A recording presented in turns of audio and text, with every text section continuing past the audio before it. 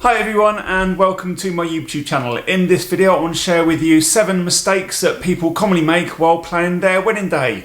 So let's chat wedding mistakes.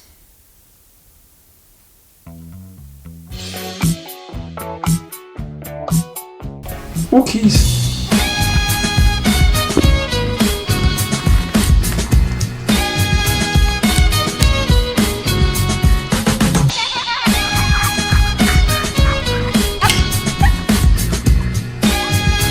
I'm not actually sure who's walking who. She just wants to get to her field and chase that ball and go in puddles, climb trees, get muddy. And then she gets distracted by trees, rabbit holes, puddles, everything.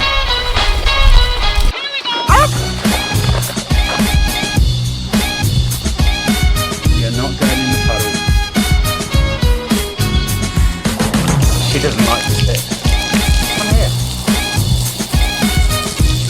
The rest of this video I filmed a couple of weeks ago, and when I come to edit it I realised that it didn't have any context, and what had happened was that I'd lost my focus. I got distracted along the way, very much the same as when Cooper is aiming for her favourite field where she can run and chase the ball, but she gets distracted by muddy puddles and climbing up trees.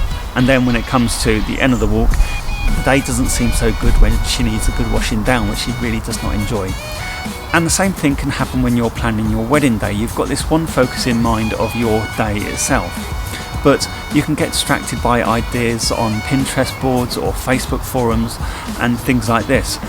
And quite often I see this results in, as a supplier, on the wedding day there's certain things that couples have just forgotten or mistakes that they've made and they don't realise they've made those mistakes. So in this video I just want to cover 7 commonly made mistakes that you don't realise that you're making on your wedding day. So what is mistake number 1, which I commonly see at weddings, and that is not using a wedding coordinator on the day. Any other event, I find that the event organiser is very rarely the host of the event. On the other hand, at weddings, you have the host of the event, obviously the couple, and they're trying to do everything and keep everything running together. Some venues, they will have their own on-site wedding coordinators. They do a fantastic job, but their main focus is getting you through the venue smoothly.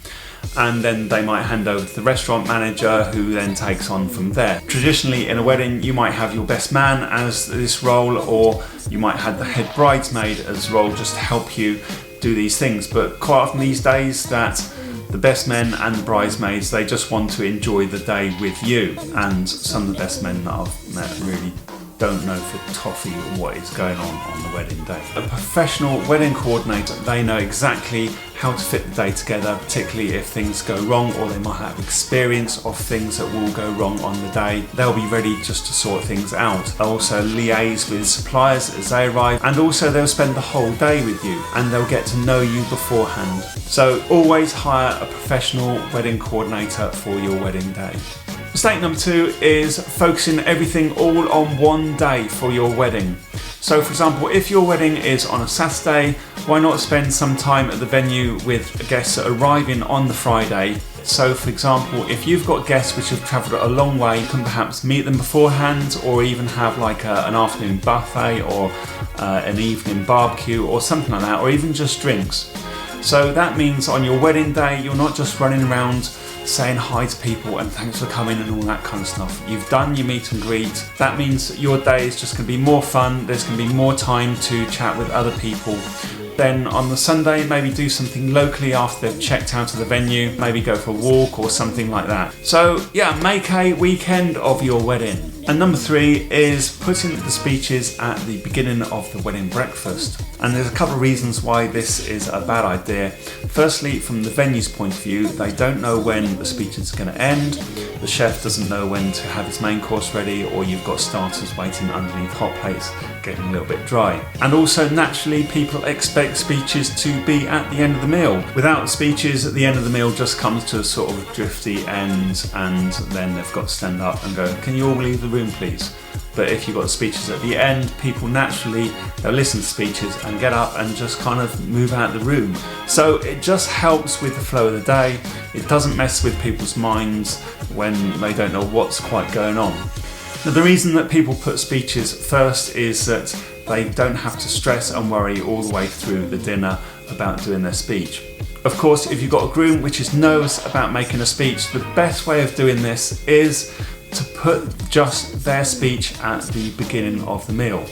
Get them to do a speech of perhaps just 10 minutes so they can say to the restaurant manager, my speech is going to be 10 minutes and then we can start service. And the best way of doing this is just have a timer going on the table in front of you so you can see exactly how long you've done your speech for. And of course, a groom speech usually contains the thank yous, so it is sometimes quite a nice thing to have at the beginning of the meal, and then it's done, over, and you've got around all the problems because you can have the bigger speeches and the fun speeches at the end of the meal. And number 4 is underestimating the value of good entertainment on your wedding day. Quite often during the planning of a wedding day, it's so easy to get tied up in all the things that make the wedding look beautiful, and things like the suits and the room dressing and the flowers and all this kind of stuff. It's easy to underestimate the value of entertainment. And some of the best events that I've been to are the ones which have got the most entertainment in the day. Ideally, you want to entertain your guests all the way through. You want to have something that's going to do meet and greet for them and ice-breaking entertainment through the drinks reception and then around the tables during the times where people are waiting to get served.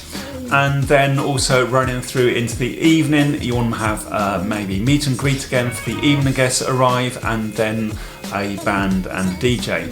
So the best way I always think of saying thank you to your guests is just to keep them entertained. And of course, it creates a lovely atmosphere throughout the day and everybody will just enjoy themselves and be more relaxed. So that leads me on to number 5. Plan some quiet time as well as keeping people entertained. And the reason for this is that the wedding day will go so quickly you won't know what's going on. It'll be a bit of a blur. So always plan some quiet time for just yourself and your new partner, just to absorb the day a little bit, just to take it all in. Also, another reason for this is to let people relax during the day. And instead of trying to keep them on a high all the day, you've got to let people relax, particularly after the wedding breakfast. They might want to just chill, or if it's in a really nice venue, they might want to walk the grounds. So if you're trying to cram everything in, kill those what sometimes people call lull moments, you'll just exhaust people. So don't forget those quiet times as well as the busy times, and everything will balance out just perfectly for your wedding day. And so number 6 is a mistake that sometimes comes from a little bit of inexperience of planning events, and that is shopping by budget once you've set your budget. And by that I mean it's really good practice to set your budget for your wedding day, but don't try and squeeze everything into that. So for example, if you have a supplier which you need to have a good quality supplier, or what's important to you, then make sure that you spend enough money on that to get that right. For example, if you want great entertainment, or if you want a great photographer or a videographer, or something like that for your wedding day, which is really important to you, make sure you rearrange your budget so that those things take priority, and that's where you focus your budget is, to make sure you get good suppliers and then perhaps cut back on other areas of your budget. And finally, mistake number 7, which often happens, is that people fail to book what they want when they see it. If they see something they really like, instead of booking it there and then, they wait until they're further down their checklist or their timeline of when they supposedly should book things, or when you should be thinking about organising those things. And then they come back to those great ideas that they saw, and you find that they are no longer available. So for example, people have seen me and they really like what I do, and they know that I have got limited availability. They will pencil me in. Sometimes this has even happened before they've got their date fixed. Book what you want when you see it, and you'll have a fantastic day and get everything that you want for your wedding day. So hopefully that has helped. If it has, please give it a like below, click on the subscription button and the notification bell, so it does help my YouTube channel grow and help me achieve global domination. Thank you for watching, and I will see you very, very soon.